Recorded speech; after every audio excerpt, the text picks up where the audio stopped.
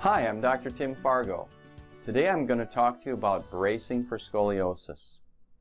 Bracing is a very interesting subject because it fills a gap between two extremes, surgery and doing nothing, or surgery and doing conservative ways of approaching scoliosis, which haven't been really shown in the literature to do much to either correct or prevent progression of scoliosis.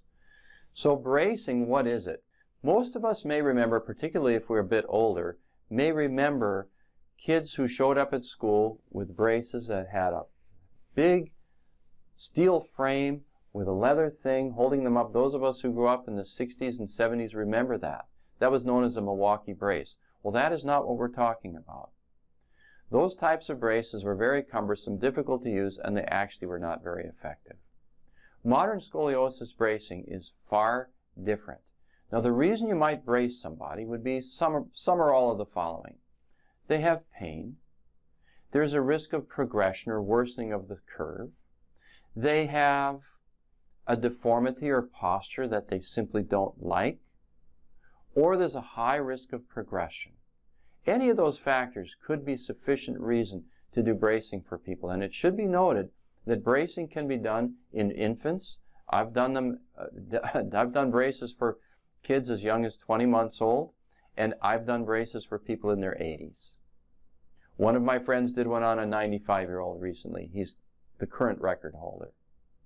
Anyway, bracing is very effective, and current literature shows that particularly with adults, the rate of progression is dramatically slowed by bracing. Dramatically slowed. So, what is it really like? In traditional medical circles, the type of brace that's used, it's known as a Tlso brace. I won't tell you what it stands for, or a Boston brace. In this type of brace, what happens if a person has a curve like this? What will be done is that person will be put into a plaster cast and a brace will be manufactured to simply hold the curve in place, which unfortunately misses an opportunity, which is with, for example, a growing person, you miss the opportunity to harness the power of a growing spine to actually what? Correct or reduce to the greatest extent possible curves that the person may be developing. This type of bracing, once again a Boston type brace, this type of bracing simply puts pressure on a person in 3 points. It works largely two-dimensionally. It's a 3-point brace. You have 2 points here, 1 point here, pushing on the brace. This compressive force, what it does is it also will allow muscles to weaken, postural muscles that are necessary.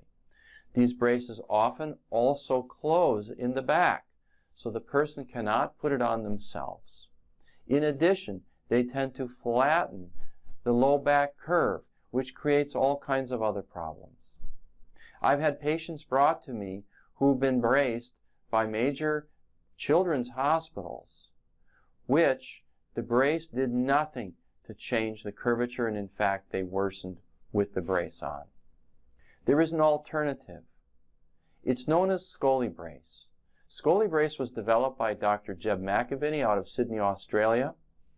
He spent decades studying all the existing bracing technology and came up with an algorithm, a model of how to actually take and unwind the three-dimensional nature of scoliosis, because scoliosis is a three-dimensional spinal distortion involving shifting, bending, and rotation.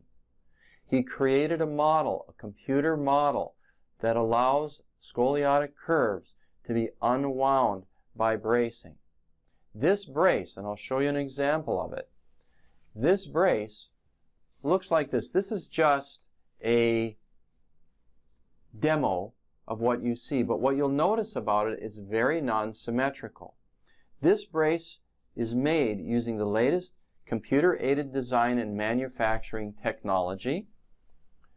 Every brace that's made, it doesn't matter if it was my first brace or my 500th brace, The quality is the same, unlike traditional bracing, which relies very much on the skill of the orthotist or the sculptor, essentially, who's making the brace.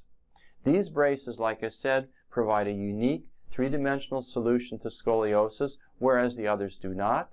They're easy to use, they're lightweight, people can wear them under their clothes, and the most important thing is, this type of bracing can, in many cases, cause a reduction in the curve and absolutely can prevent progression.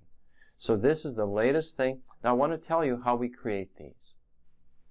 When a person comes in, rather than simply putting him in a plaster cast and creating a hold-in-place brace, we take X-ray images.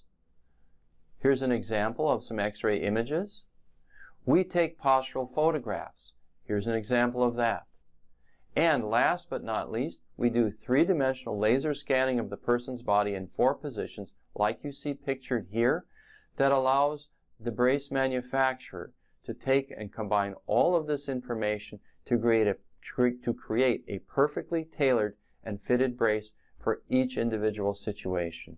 Each scoliosis case is different, and each requires a unique three-dimensional solution. That's ScoliBrace. Thanks for all your attention. I appreciate it.